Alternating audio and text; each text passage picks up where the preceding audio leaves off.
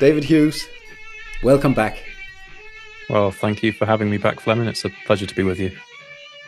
I'm very glad to tell you that the last interview we did really went wide around here in Denmark, and the rest of the subscribers to my Substack were good at sharing it, and I think it will be the same with this one, because you are really a gem in this overall campaign, in that you are an academic and you've got 2 Ph.D, one in German studies, which I find very interesting, and also international studies, which is of course also interesting, and also that you have sacrificed your academic career to actually so to speak dive into the rabbit hole. I think we all owe you a lot for this sacrifice, David.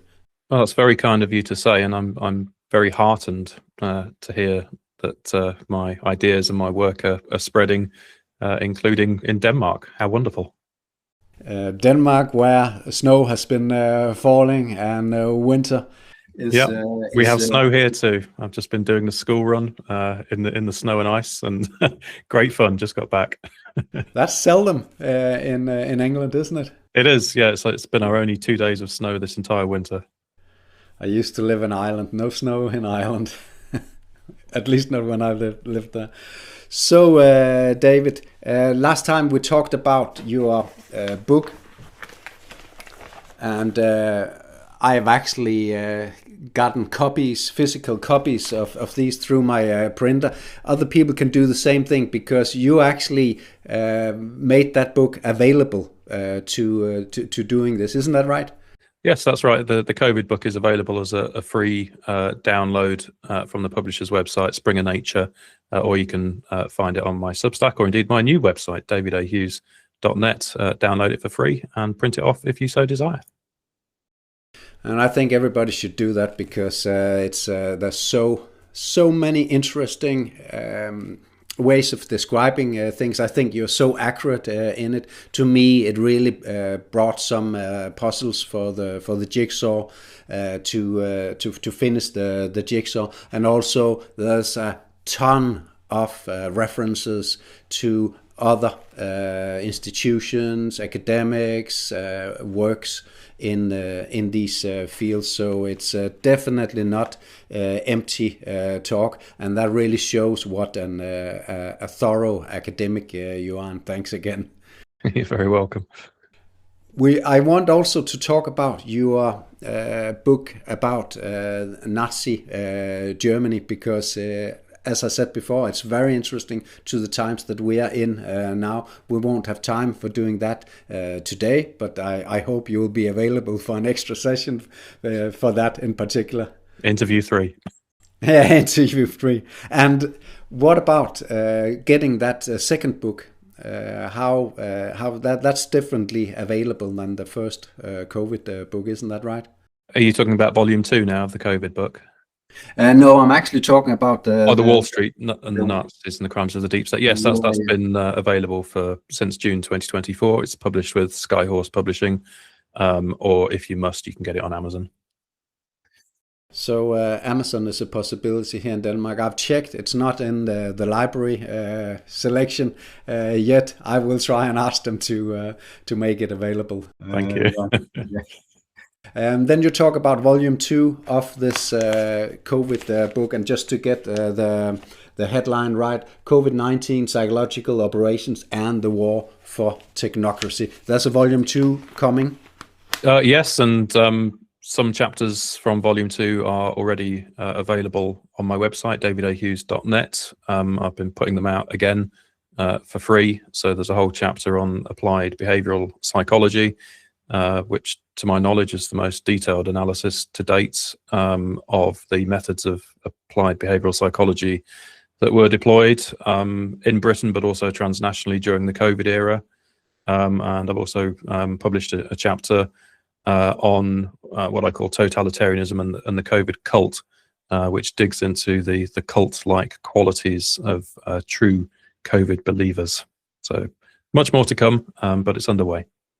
Speaking about your website, you've actually had to think about where you're putting up all the articles that you're sharing, because I found you, I think, through Substack.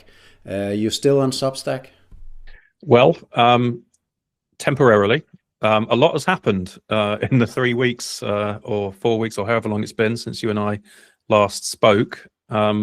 Days afterwards, there was this debacle, I think on the 10th of December, where Australian users were required to submit biometric identification to log on to Substack. This has to do with the Australian Online Safety Act. Here in the UK, on the same day, because of the UK Online Safety Act, there were more shenanigans on Substack. All of a sudden, I found that I couldn't access direct messages anymore on Substack unless I submitted biometric identification to a very shady looking company based in California, which obviously I'm not willing to do. So I've not been able to receive DMs on Substack anymore. And it's pretty obvious that this is going to be downhill from here on in. What I found most troubling about this is that there was actually no legal requirement for Substack to do this when you dig into the details of it. Rather, it chose to do this. And the platform is owned by technocrats. You can see a pretty obvious system whereby most dissident content was hounded, firstly off places like YouTube and Facebook and onto other platforms like BitChute, which then in the UK you can't access anymore without a VPN because of the Online Safety Act, and a lot of dissident content ended up on Substack. It's almost like a kettling system, isn't it? And now they're going for Substack, and again they start with just a couple of examples like the UK and Australia, but obviously it's going to spread. Obviously the platform is no longer fit for purpose. Obviously it's not really a free speech platform as it originally pretended to be. So I have set up my own website, davidahughes.net. I have put all of my content on there so you can access it independently of Substack if you're in Australia or indeed anywhere else. You don't need your government to keep you safe from my content. It's mature, responsible, well-sourced, well-evidenced content. I'm in the process of migrating subscribers from Substack onto the new website. So currently I have severed the connection between my Substack and my Stripe. So I have no paid subscribers anymore to Substack. And hopefully my subscriber base will be migrated in the next week or two over to the new website seamlessly.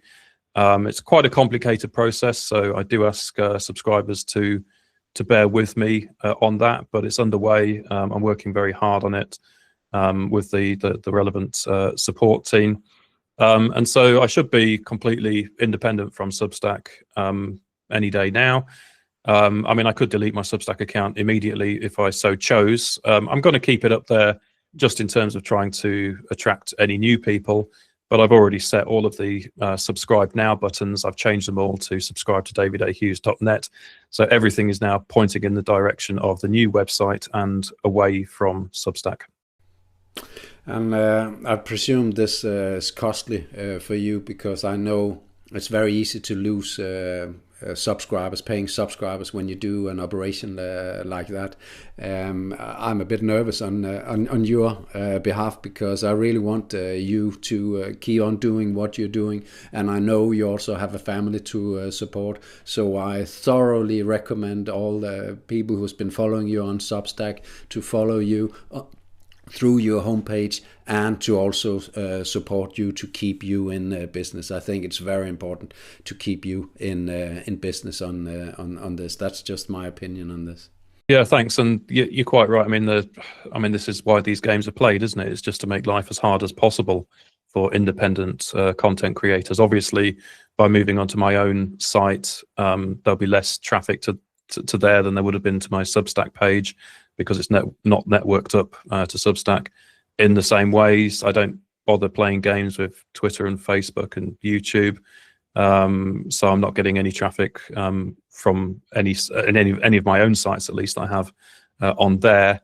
And I mean, already, I mean, even staying on Substack, well, not, I don't know how many, but a significant number of Substack content creators have been finding that their income streams have been dipping quite noticeably in recent months, even before this business with the 10th of December. There have been widespread suspicions that Substack has now introduced algorithms in much the same way as the other platforms had done. There is also the business of subscribers raising disputes with their banks. So, for example, Australian subscribers might quite understandably have asked their bank to cancel the Substack transaction, having not been able to access the content. The trouble is, it depends on how this is done, because if a dispute is raised, then essentially an allegation of fraud is made, that payment is being taken unfairly. What that then means is that content creators are charged with fees, and it quickly escalates. And not only do you end up having to refund the subscriber costs, you also end up having to pay the fees, and you actually end up quite substantially out of pocket in those cases. So for anyone with significant numbers of subscribers from places like Australia, this can be a real pain. So I'm not willing to play these games. I simply severed all financial connection with Substack immediately, and I'm moving on now. Very good, David. So let's dive into getting to know David Hughes. Let's get under the skin. Which books have you read lately, David? At the moment, I'm reading a book that was sent to me by one of my subscribers, which is a feminist work, actually, that she wrote some years ago. But it's with some interest that I'm digesting that content. I've always been interested in feminism. I used to teach it a lot at university, and in particular, feminist security studies tended to be a very popular topic with my students. I'm also reading Ilana Freeland's Geoengineered Transhumanism, about 200 pages or so into that at the moment. And I'm also reading an older book by Nick Cook called The Hunt for Zero Point: Inside the Classified World of Anti-Gravity Technology. I'm increasingly interested in this whole idea of anti-gravity technology and whether or not it's real. So that's what I currently have going, but it changes pretty rapidly. Right.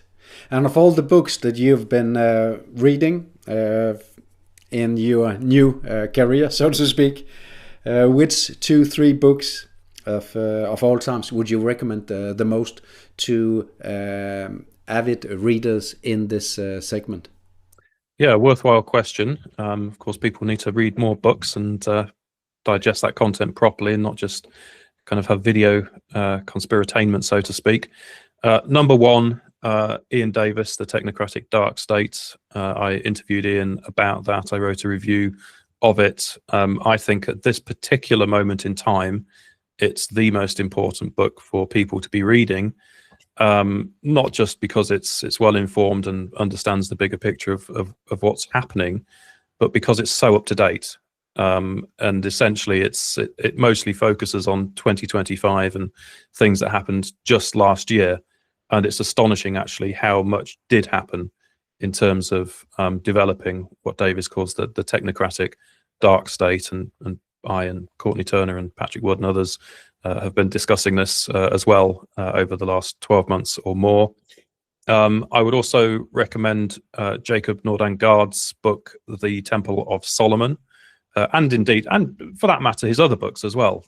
Rockefeller Controlling the Game is outstanding, and the what's it called, the one on the technocratic coup, I forget the exact title, but he's produced 3 books recently, which are all highly worthwhile. The Temple of Solomon is a particularly interesting book because it gets into some of the kind of new age alternative spirituality dimensions to global power structures. And it's really quite surprising. Ideas which on their face are nonsense and highly questionable, and he tracks their historical origins, and they too are highly questionable. Nevertheless, they seem to be taken very seriously by very influential people in this world, and that's worth understanding. Without reading that book, I didn't fully grasp the extent to which that is the case. I guess the other one that I'd recommend in terms of everything that's happened since 2020 is Kees van der Pijl's book, States of Emergency, which provided some of the inspiration, certainly for my opening chapter in my COVID book. It was an early attempt to wrestle with some of the questions of political economy regarding what was going on. And again, it's very well written, as you would expect from a former emeritus professor. So those would be my top three choices for people trying to make sense of the madness, so to speak. Very good. So I guess this is a giveaway a bit, but I'm also asking you to point the viewers and listeners of this podcast to other campaigners that you think can help enlighten them without leading them astray. Yeah, I mean, I don't really like doing that so much because people need to use their own critical faculties. And one of the problems with the alternative media, as with the mainstream media, is that there are a lot of questionable actors involved in that scene. And so people really shouldn't be saying, oh, well, David says that, this is a worthwhile person to listen to. So, I'll trust whatever they've got to say. That's completely the wrong approach. If I do mention anybody, then you still need to be thinking critically about what they have to say as well. I mean, you can probably work out the people that I have come to trust. I mean, primarily, for example, through the OMNIWAR symposia and the people who have been involved in that. So Patrick Wood, Daniel Brodie, Lissa Johnson, Jacob Nordangard. We had Catherine Austin Fitz moderating and Courtney Turner moderating. And I mean, there'll be other people besides, the much maligned and persecuted Richard D. Hall has produced an excellent body of work down the years. Whitney Webb, obviously, has done some great stuff. Ryan Christian. I mean, there are some good people working in this space. But again, it's really the case that you have to do the work for yourself, and people often don't like that proposition because it does require effort. So yeah, don't take any recommendation of mine as gospel. Think carefully. I would like to challenge that a bit, because what we are up against, I mean, you have a modest setup on your side. I also have a modest setup here, trying to do my best, just like you're doing your best in spreading important information about the true state of the world. At the same time, there's people with immense, it looks like, economies behind them to produce YouTube videos, homepages, gadgets, and T-shirts and stuff. So we're really up against a much larger industry with and to a lot of people, you could be seem like a fringe person in this. I think you are immensely worthy in the overall campaign because of your background and your ability to use your professional career for the benefit of enlightening people.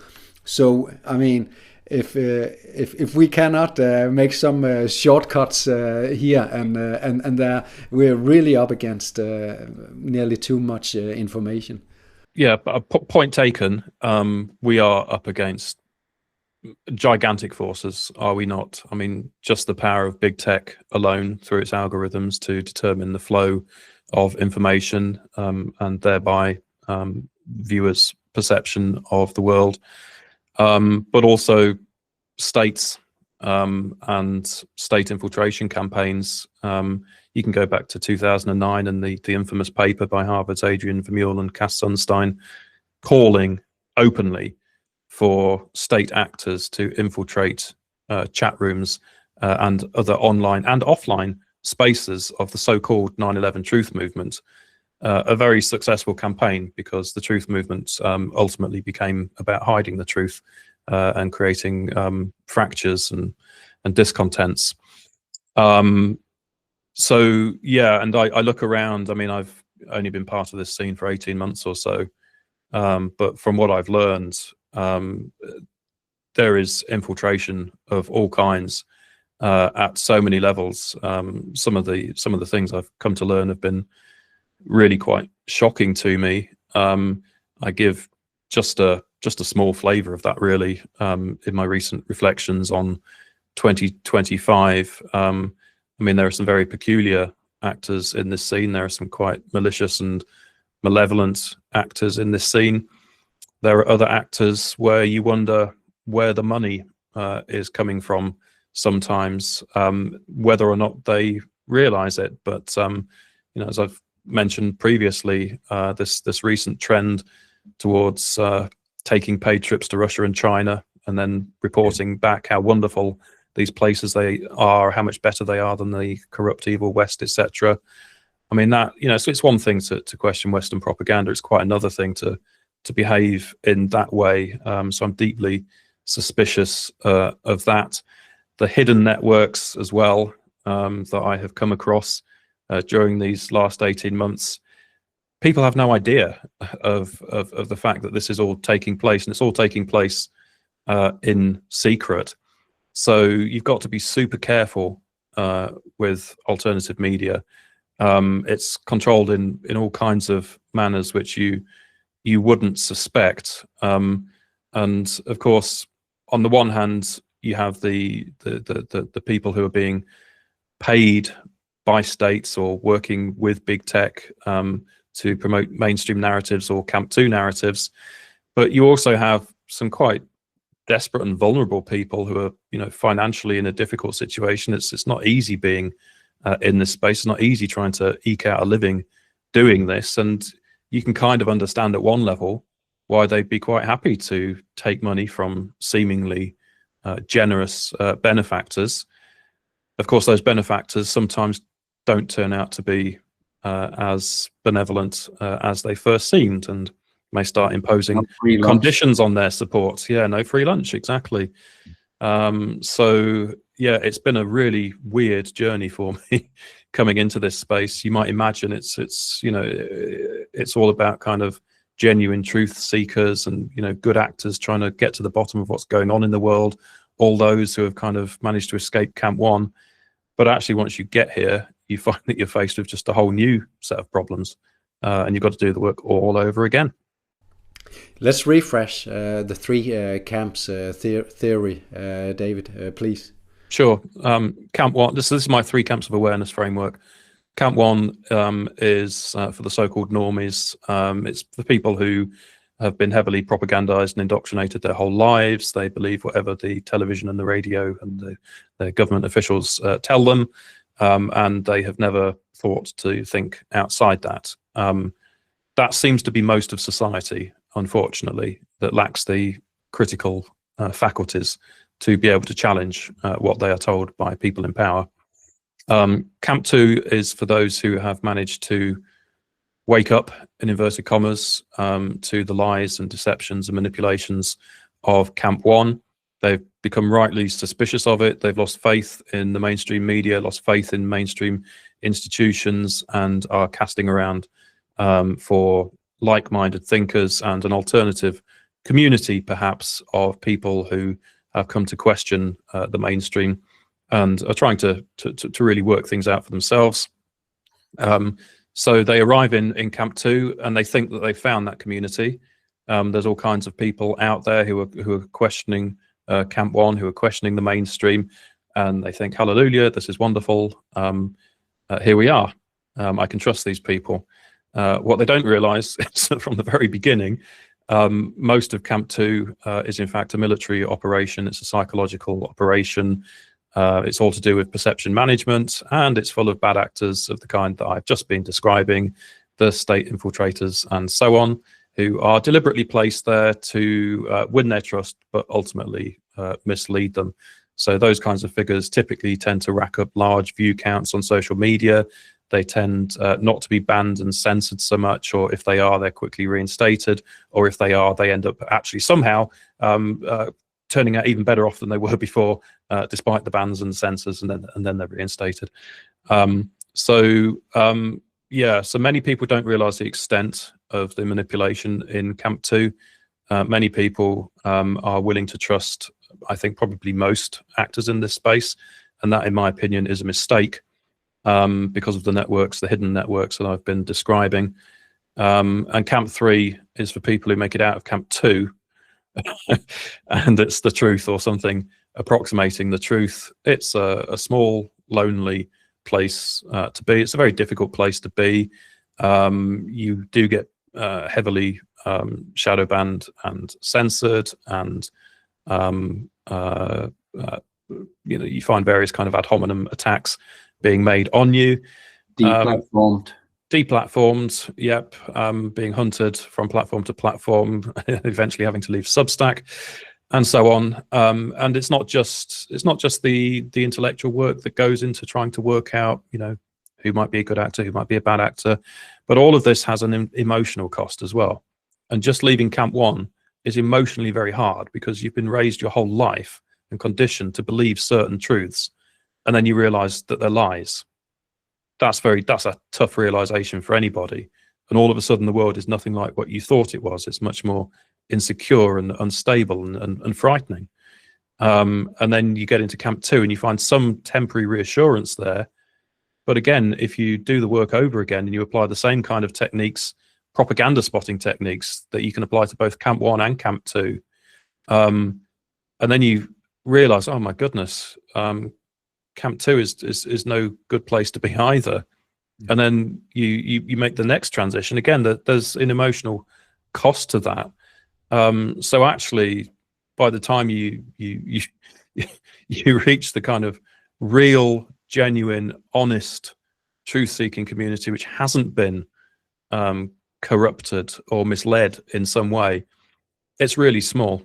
There are very few people really doing this work. Yeah, unfortunately. You mentioned this OMNIWAR symposium, which you are doing together with a lot of the campaigners you mentioned and recommended before. When is this symposium taking place, and how can people participate? Well, we haven't fixed a date yet.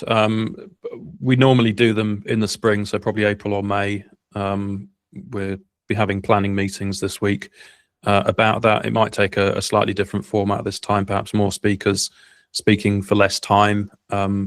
Maybe we'll do it on the Better Vision for Humanity. That's still to be confirmed.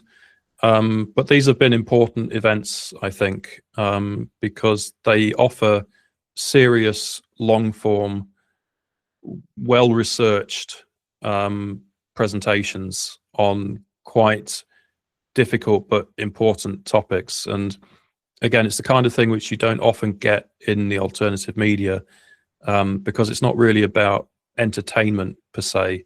It's not about short form interviews or content that doesn't require too much preparation.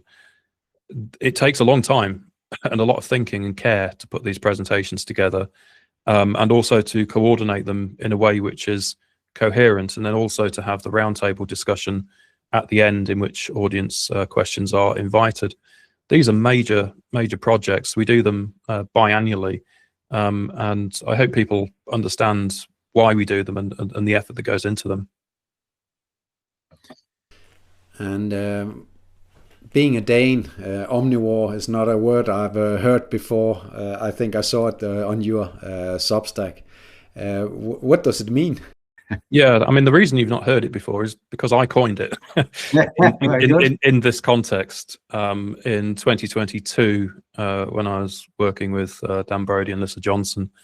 And at that stage, we were considering writing a book. I proposed OMNIWAR as part of the title for the book. And they both thought that was a great term because it captures so well what is going on. So the OMNIWAR is a war which is being waged across all domains of human existence, and it is being waged by the few against the many. It's being waged by that kind of top 1% or less of the global population that exercises all of the key levers of control through the media and the military, culture, the food supply, you name it. It has all of those key levers. And the broad argument that I have made is that we are now in World War III, and that the OMNIWAR is the form assumed by this World War III. So the aim of the war is global technocracy. It's to remake the entire global system in the image of technocracy. And this requires dismantling liberal democracy. It requires dismantling the fiat currency system. It requires dismantling neoliberal economics. It's a whole new control system. And it's a much more absolute and direct and irreversible form of control if it is established. The reason that the powers that be are doing this is that the existing control mechanisms all went into crisis in the years leading up to 2020. And I described this both in chapter 1 of my COVID book and also in my 22,000 word report titled OMNIWAR, Exposing and Ending the Invisible War Against Humanity, which was initially published with Soleri, but you can now find for free on my website, davidahughes.net. And if you really want to unpack the full nature of the OMNIWAR, that's the place to go. As I say, 22,500 words goes into it in some detail. Now, if you think about the logic of the few against the many, this is the kind of war which cannot be won through conventional means like tanks, aircraft carriers, bullets, guns, this kind of thing, simply because of the numbers. As soon as you start to use that technology, no matter how advanced, you could nuke a few cities, you could set Boston Dynamics robot dogs on populations, whatever. The point is, you can only do that. You can only go so far with that kind of direct violence. And eventually the rest of the global population will say no. They'll understand quite clearly what's going on, and they will turn on the perpetrators. And so it's essential from the perpetrator's perspective that they remain hidden and that the population doesn't understand what's going on. It doesn't understand that the ultimate aim is its enslavement through technocratic means and the end of human freedom, the end of liberal democracy, the end of free speech, etc. These things must not be understood. The husk of democracy must be allowed to remain so that people still think that they are, in some sense, participating in a meaningful democratic system. And so the entire OMNIWAR is waged through stealth and deception. It's waged, for example, through puppets. Donald Trump attracts millions of supporters through the MAGA movement. They all think he's great. They all think he's defending America. They all think he's putting working class interests first.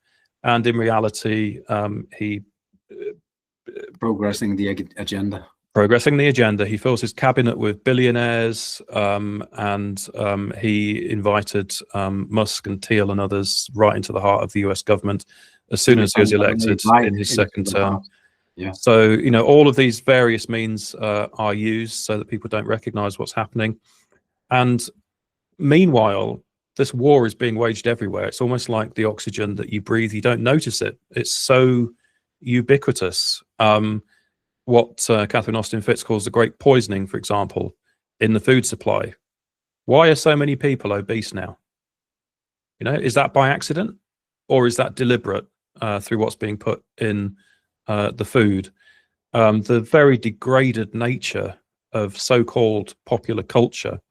I stopped going to the cinema and watching movies there some time ago because I just couldn't stand what I was seeing. The gratuitous violence, the base level of it all, and of course, these are multi-million-dollar productions, and they will, of necessity, satisfy funders' requirements. And it goes on and on. You know, the problems that Western countries have had through excessive levels of migration recently. On that, read Simon Elmer's recent book on the Great Replacement. It goes through financial and economic means, inflation, the so-called cost of living crisis. It's perpetrated through the mainstream media and its constant distractions and lies. It goes through various ideologies like the trans agenda. It works through subverting traditional forms of religion. And I have a section in my OMNIWAR report. It's just 1 or 2 pages called A Day in the Life. And essentially I have this kind of fictional Joe Bloggs character, and I follow him just through an ordinary day in his life. And having read the rest of the report, the reader will understand all of the signs of the war going on all around Joe Bloggs. But to him, it's just an ordinary day. He doesn't see it. He doesn't recognize it at all. And he collapses into bed at night, absolutely exhausted and depressed and confused and not understanding why. And meanwhile, the writing has been on the wall all throughout his day, but he just doesn't know how to recognize that as part of the OMNIWAR. And that's what makes it so brilliant in a kind of evil genius kind of a way, because most of the population has no idea, can't see. And so the idea that you personally could be under attack everywhere all the time, but not recognize it, not see it, to most people that would seem inconceivable or wouldn't make any sense. But that's exactly what's going on because of the very, very clever, calculated way in which this war is being waged. Could be an interesting short film about Joe Bloggs and about how he goes about his days. Yeah. For sure. So you're mentioning that it has to be done in a stealth, clandestine way.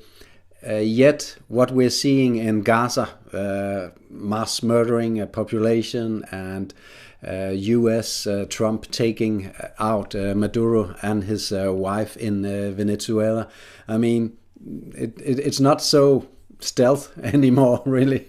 Good point. Yeah, and again, I mean, in some respects, this has long been the case with imperialist countries and propaganda, that those on the receiving end, they feel the full brute force. And, you know, this has been the case with Anglo-American foreign policy for many decades now, while those at home are propagandized with images of how wonderful the British Empire was, or what a virtuous democratizing force the United States is, and all of this kind of nonsense, when meanwhile, you know, imperialist atrocities are racking up all over the world. What's been increasingly the case since 9/11 is that those wars are increasingly coming home, and everything that followed after 9/11 involved not only the continuing aggressions in the Middle East and other parts of the world, but also mounting levels of repression and surveillance and so on at home. And you're right to point to Gaza. I've argued this elsewhere in my work. I did a presentation called On Avoiding the Biodigital Concentration Camp. In a sense, that the technologies which have been tried and tested in Gaza, particularly digital technologies, facial recognition, drones, and so on, what Anthony Levenstein calls the Gaza laboratory, those will come for all of us in due course if this process is not stopped, if the global technocratic coup is not put down. And what I did argue in chapter 1 of my COVID book is that the COVID operation, as I called it, a psychological operation, not a genuine public health crisis, was a form of psychological warfare. And historically, psychological warfare serves as a prelude to the real thing, something much harder, the kind of main event, if you like. And so I think we do have to be strongly on guard for what that might look like. And again, it's not likely to be bullets and planes and guns and all of this kind of thing. But it could have to do, you know, that combination of facial recognition and drones.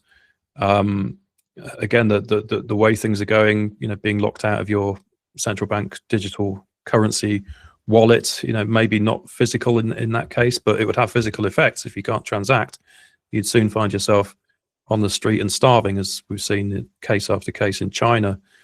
So the direction of travel is genuinely concerning. And again, it's really worrying that people stay in a state where they're not seeing this when it's coming for them, and it's coming fast, and particularly with the advent of AI now. Because again, how can the few manage a global population of 8 billion? Well, it's quite easy, actually, if you can track and trace everyone and have psychographic profiles of everybody, put everyone on a single ledger and let AI do all of the control. All you have to do then is program the algorithms. And we're getting close to that now, because in 2025, what did we see? The rise of the so-called digital state and the so-called agentic state, i.e.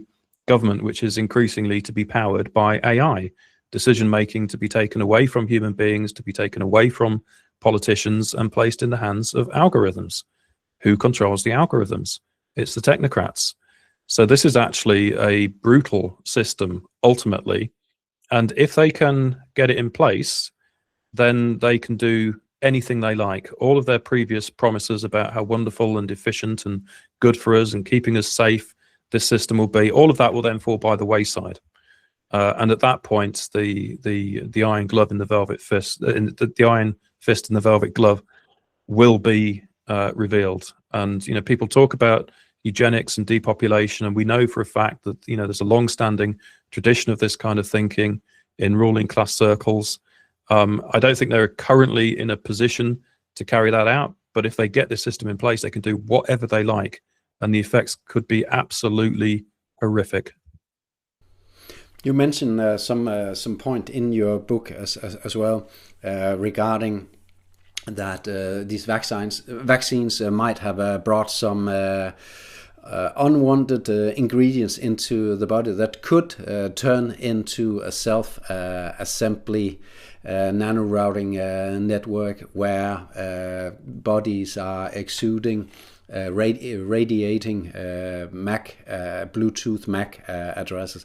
I've done some testing myself on this, and it's really, really difficult area to go into, because it's very difficult to scientifically rule out anything else in this. But to my knowledge, there's unfortunately something about this, and it's an area I'm going to dive into more closely. Also, I am an engineer, and I have been working with wireless technologies when I did work in the telecommunications sector. So I have some, you know, background for doing this. But since you're mentioning this in your book, is that a possible scenario that people actually got vaccinated and didn't get a physical chip with the vaccination, but instead got the building blocks, that's graphite oxide and quantum dots, aqua gel with the vaccines, and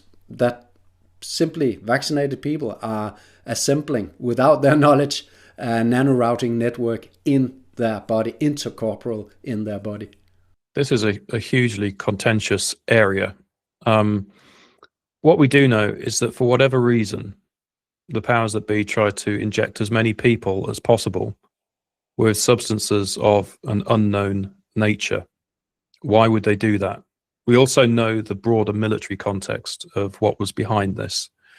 We also know that there is a long-standing literature since 2015, at least, quite extensive now, about the so-called Internet of Bio-Nano Things. We also know that there's huge amounts of funding being channeled into these kinds of projects. We also know that projects like Starlink are circling the entire globe, bathing the whole globe with EMF radiation and making it more or less inescapable. Now, again, for a technocratic project or a totalitarian project of total surveillance and control, what would be more desirable than for nobody to be able to escape anywhere. And you can see how this could be done if you could get ingredients, technologies into the body which would be capable of interfacing with this ubiquitous EMF. So we have all of this context. That's just at the theoretical level, okay? Now, there are some who say, well, no, it's not, it's not technologies in there, it's just junk. You have many skeptics of this narrative. You have some who say, oh, it's, just salt crystals and phosphorus and this kind of thing. It's nothing to be concerned about. It's also the case that there's no direct evidence that I'm aware of at the moment that people are, kind of being controlled through kind of remote means as a result of having taken a COVID vaccine or anything like this.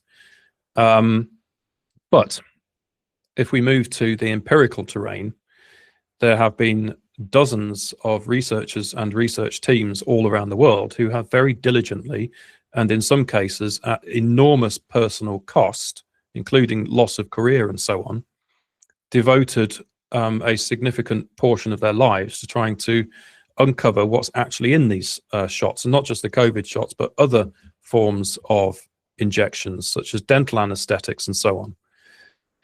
And the results of these very seriously intended independent investigations, often carried out by very well qualified people, I should add, are horrifying, because what you find are all kinds of things which shouldn't be there. So just visually under the microscope, peculiar geometric structures which appear to be motile. They appear to be able to travel under their own steam across the slide. Sometimes are EMF responsive. Well, salt and cholesterol and so on, they're not EMF responsive. What's that all about? What else is there to say on this? The spectroscopy as well. Various spectroscopic analyses have been carried out. One paper by some Argentinian researchers found 55 different metals in there, which shouldn't have been present. Others have found very peculiar elements like gadolinium, which shouldn't be present. So what we do know is that whatever is in these shots wasn't disclosed. There should be no reason to be finding all of this kind of thing. And then you had the blood work of recently injected patients. And again, I get into a lot of this in a 135-page paper that I published in 2022. What was it called? What is in the COVID-19 vaccines? And it just pulls together the findings of, I think, 26 different research teams from 4 different continents. There's a substantial body of evidence now to show that all is not as it should be. Then there is the peculiar question of the magnetism. Why did some people turn magnetic? Again, it's apparently some people can exhibit magnetism without any form of injection or whatever, but I wanted to test this for myself, having watched video after video of magnets sticking to the injection site, because they shouldn't do if it's just a standard vaccine. And both of my parents-in-law took the shots. I think one was Oxford AstraZeneca, one was Pfizer. And so I got a neodymium fridge magnet and I stuck it to their arms. And in one case, it didn't stick at all. And in the other case, it did. And so I've seen it firsthand. Why would it do that? It doesn't make any sense.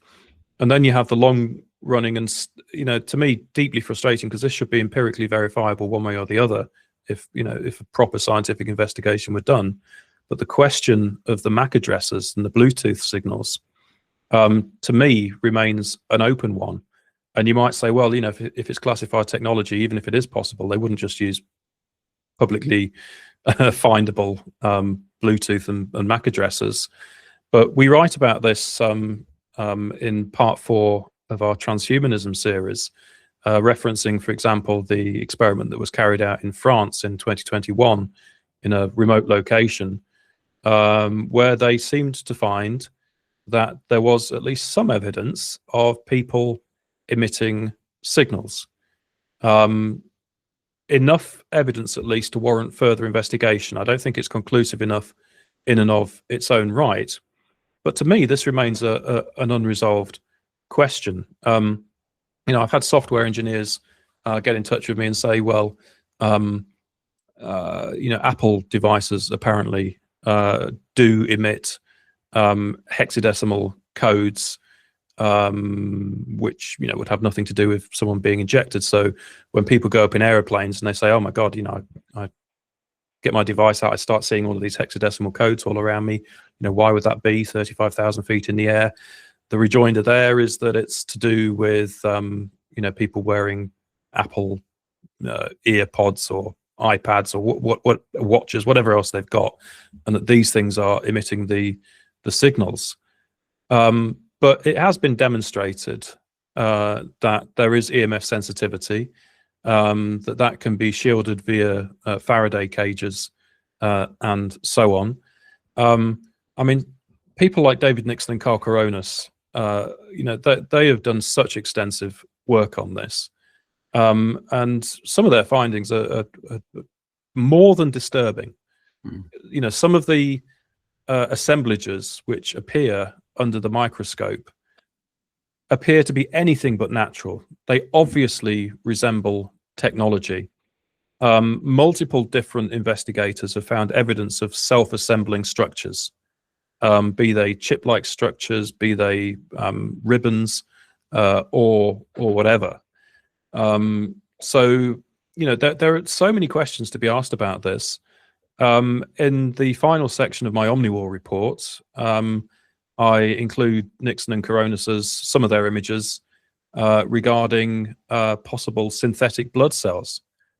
Now, synthetic blood cells is something that you can find in military literature from 1996. We know that they've been working on this for some time, but the images that that Nixon and Coronis have produced on this are really quite shocking. And I know other investigators privately who have been examining their own blood under the microscope and finding really peculiar things. They'll take a sample of blood and then store it for 9 months, and 9 months later the red blood cells are still intact. I mean, that shouldn't be the case. What is going on with that?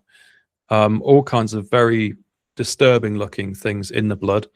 And this is true of not only vaccinated, in inverted commas, vaccinated people, but also unvaccinated people. And if you are to take the findings of Nixon and others seriously, this began, when was it? I think around the beginning of 2023, that whatever this stuff is seems to have been increasingly getting into everybody. And so when you put it all together, I can't tell you exactly what's happening. I suspect it's classified technology, which is precisely why I wouldn't be able to tell you what's happening. But in sum, we have a significant body of theoretical literature and evidence, which points to projects involving intracorporeal nanotechnologies being underway for some time. Professor Ian Aki-Yildiz, the main author in terms of that body of literature, I mean, he even referred to the COVID shots themselves. Damn it, what was the phrase he used? It's in my OMNIWAR report. But essentially as technologies, rather than vaccines. So you have all of the theoretical basis, but you also have all of this empirical evidence, which just begs question after question after question. So the position I take is that we cannot rule out the possibility of some kinds of technologies being in the shots. What seems more likely to me, given that most people haven't keeled over and died, despite the horrific number of injuries and so on, I'm not trying to downplay all of that, but most people are still here. The majority of people who were jabbed, I don't think became seriously ill, despite claims, you don't know what's going to happen in the future, you don't know if they've been rendered infertile, etc. But from what you see prima facie, again, it's always by deception, but prima facie, most people seem to be roughly okay. There has to have been some purpose for that massive injection rollout involving billions of people. And if it wasn't the real thing straight away, what I suspect is that it was an experiment designed to see what different configurations of those substances would do in different measures and administered in different places to different demographics. And again, this would be consistent with the fact that the powers that be do experiment on us. We've known this for some time, Operation Sea Spray and so on. We know that they spray civilian populations and do all kinds of terrible things. And it would be consistent with the fact that they always like proof of concept. They always like to establish that something is feasible first before really going for it on a broader scale. So the Ukrainian digital state proof of concept announced at the start of 2025. By the end of 2025, virtually every country has some equivalent of a digital transformation ministry aimed at building a digital state. That kind of a way of thinking. So when you pull it all together, it wouldn't surprise me if they've managed to amass a gigantic amount of data. We know from the "how bad is my batch" phenomenon that all batches were not the same. There was very widespread variability between the batches. That will probably have been used for test purposes, in my opinion. The real disturbing question is, what will all of that information and data be used for later on? And will it be later on that they really try and inject the kind of finalized version of whatever this stuff is into people? The disturbing thing is we have to ask these questions. Again, I don't have any answers, but we have to ask the questions, and we certainly mustn't dismiss them as far-fetched nonsense or anything like this. There's an enormous body of evidence behind them.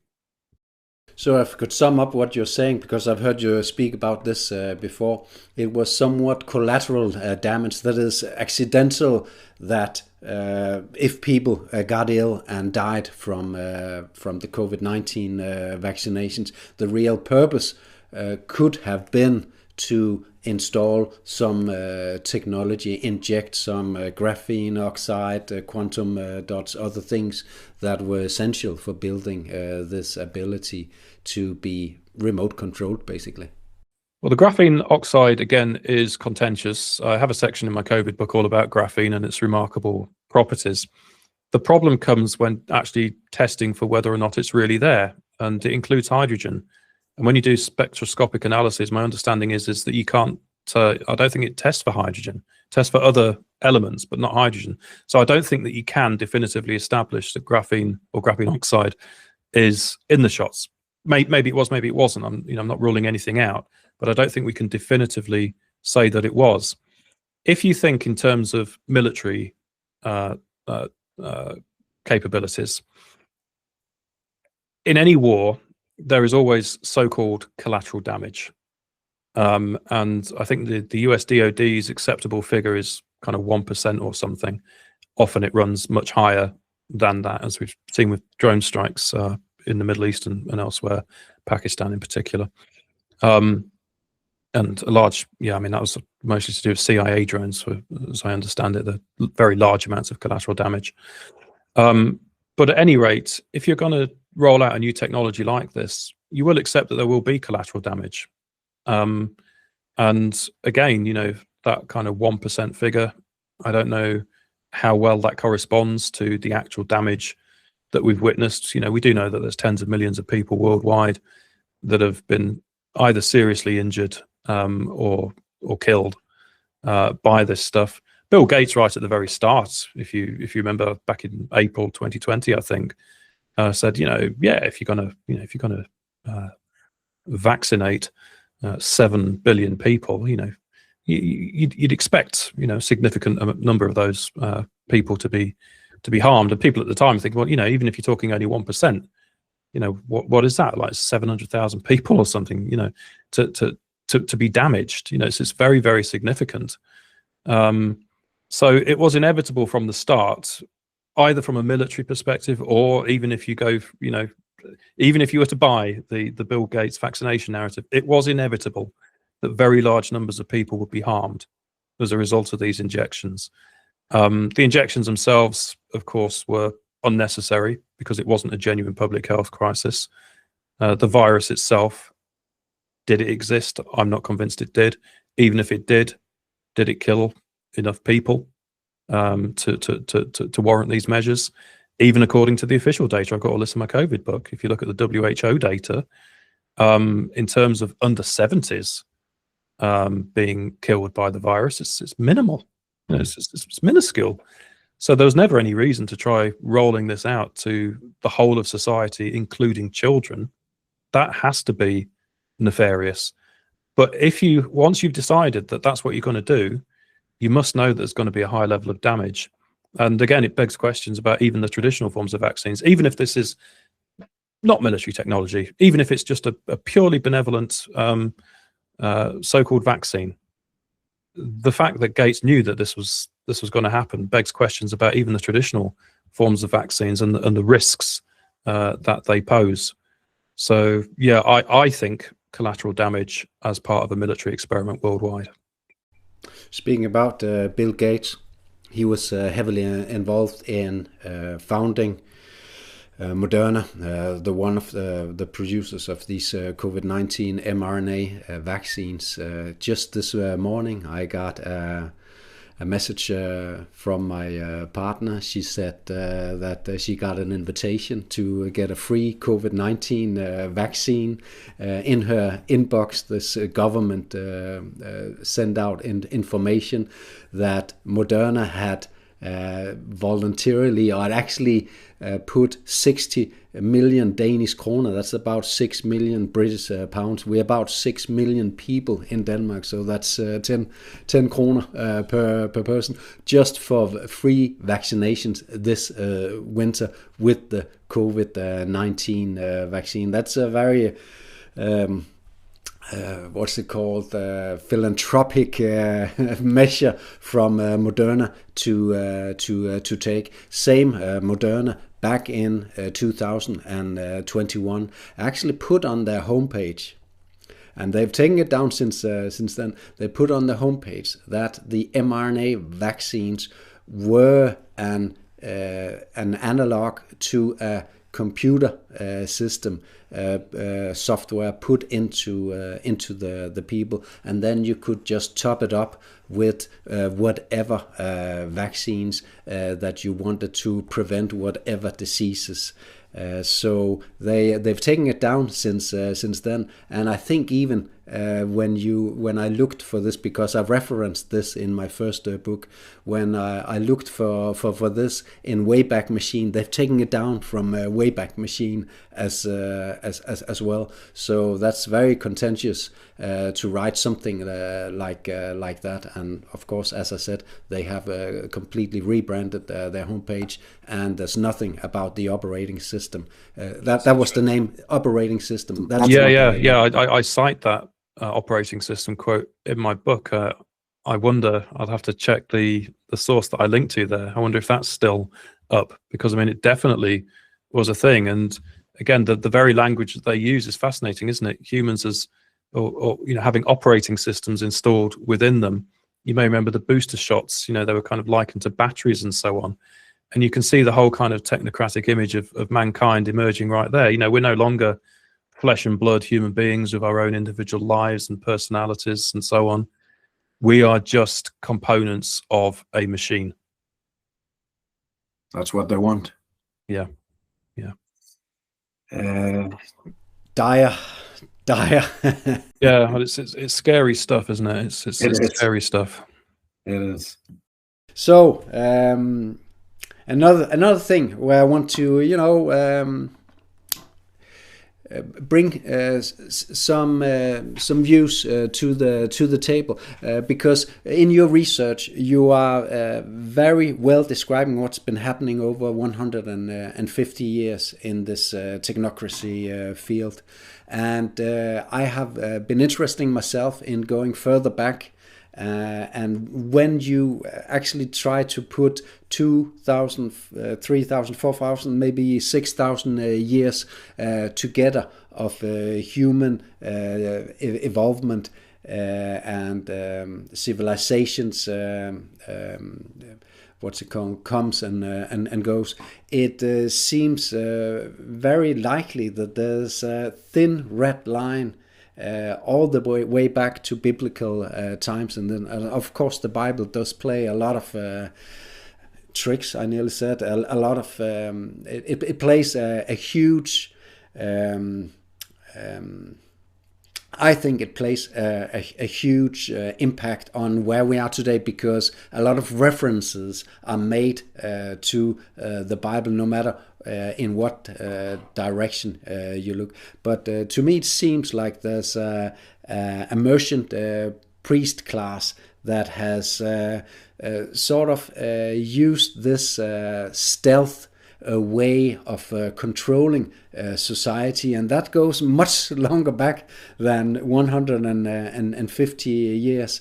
And it looks very likely to me that in particular the Phoenicians that were merchant priest class were bringing their means of operating into the subsequent empires. Remember, they were taken down by the Romans. The Romans subsequently dissolved, at least in the West, and then we have the German, the Holy German, the Holy Roman German Empire, and then eventually a lot of the noble families from Hanover, from Hohenzollern, actually dissolved the Hohenzollern to the Prussian and the Baltic realm of Europe, and Hanover and the Saxe-Coburg is actually in charge of where you're sitting right now, the United Kingdom, which has this broader areas of interest in directly Canada, New Zealand and Australia, and of course also, which is my claim, that the United States is very heavily connected to what happens in the United Kingdom.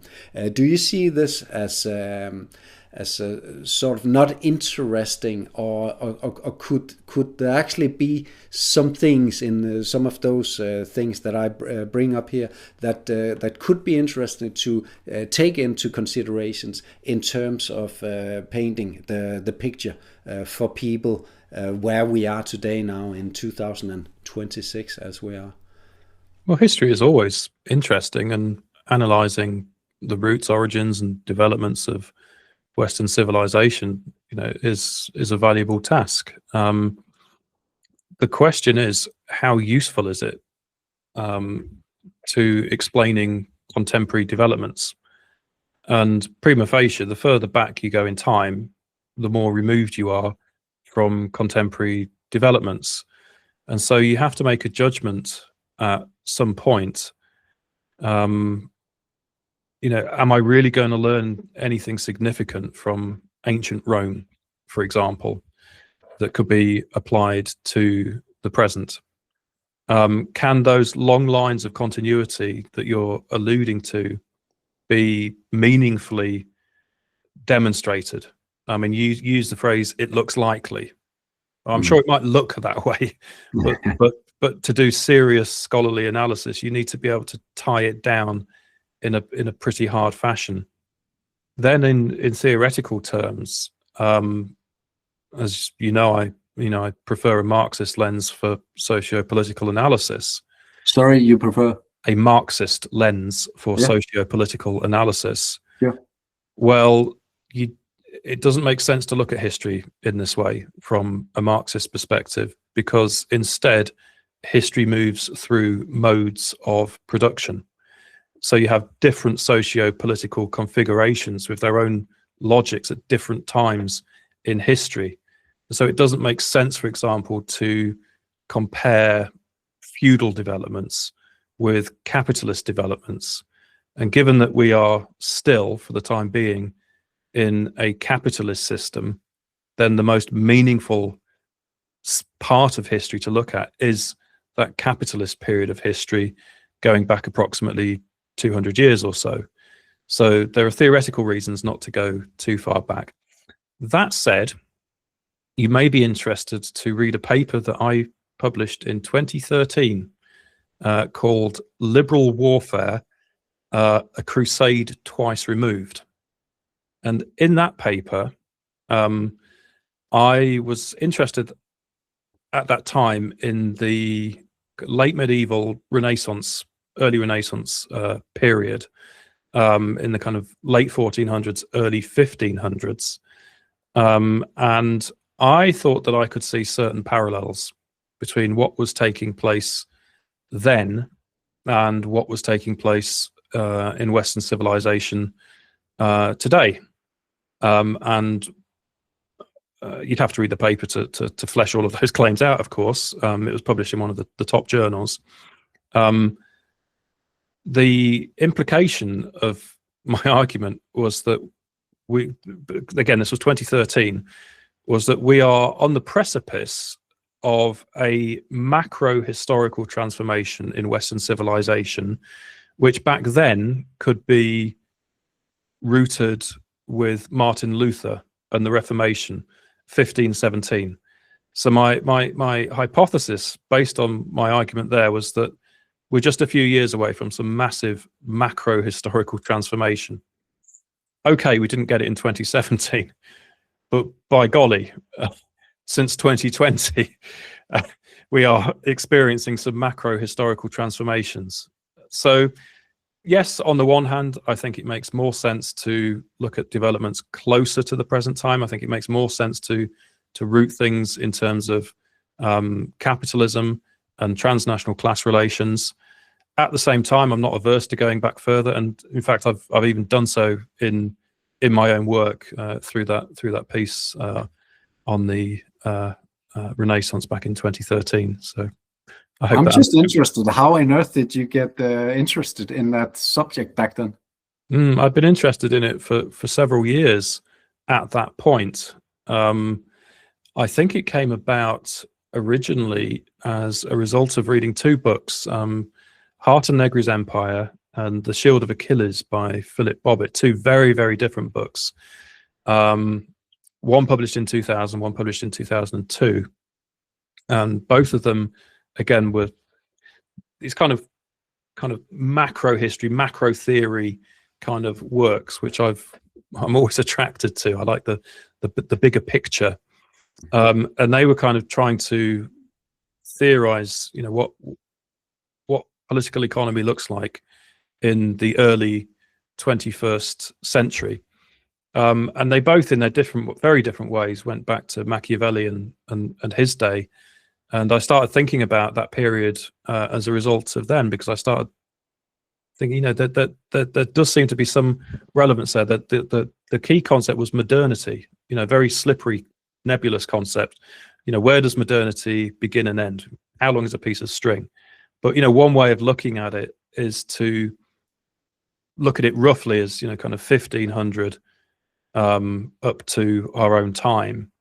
Arguments about post-modernity and so on since maybe the 1960s, but you have this kind of several centuries period of modernity. So you've got kind of feudalism beforehand, modernity, whatever that is, and possible post-modernity and what comes next being the period that we are entering into. And so it occurred to me many years ago that there might be certain lessons to be learned from the transition from feudalism to modernity, and from modernity to what comes next. In both cases, you have one major paradigm breaking down and another one emerging. So at that point, I started reading very extensively back into the late 1400s and early 1500s, and really kind of developing a mastery of that period. And what I did that was original in the 2013 piece was to actually then start drawing the parallels between now and then, which were numerous and surprising. So yeah, you can judge for yourself whether or not it's a convincing argument by reading the paper.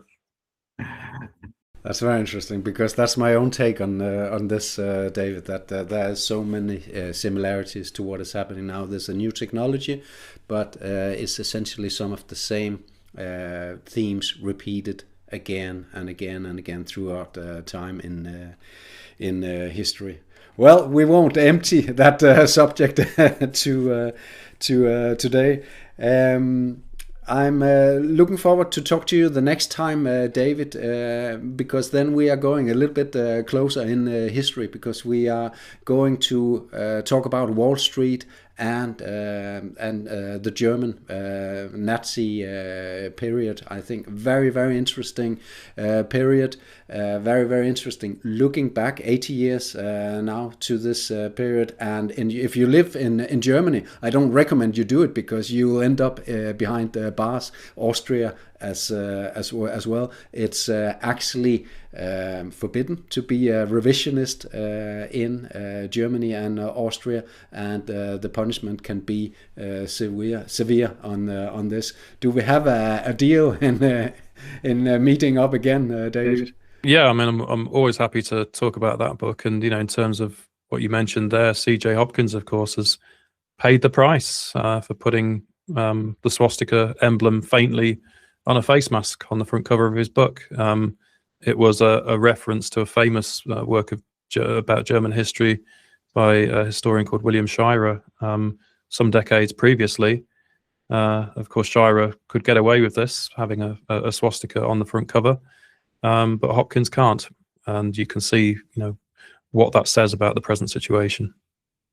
Definitely. Thank you so much, David. I wish you good luck and good health, and good work with opening up your homepage for all your subscribers. And again, I really do recommend to support all your work. Yeah, thanks very much. So the new website is up already, davidahughes.net. All the content is there. I'm still trying to work on some of the functionality of the website. My existing subscribers on Substack, as I say, I don't have any paid ones anymore. But if you are already subscribed to me on Substack, please don't subscribe again on the new website, because you should be automatically migrated across. Anyone who is not on my Substack, please do sign up on the new website, and 2026 will be another independent journey, this time beyond the clutches of Substack censorship. It'll be interesting to see how it all goes in 2026. For sure. Thank you so much for all your viewpoints and all your work in this field. Well, thanks for having me on, Fleming. It's always a pleasure. Cheers.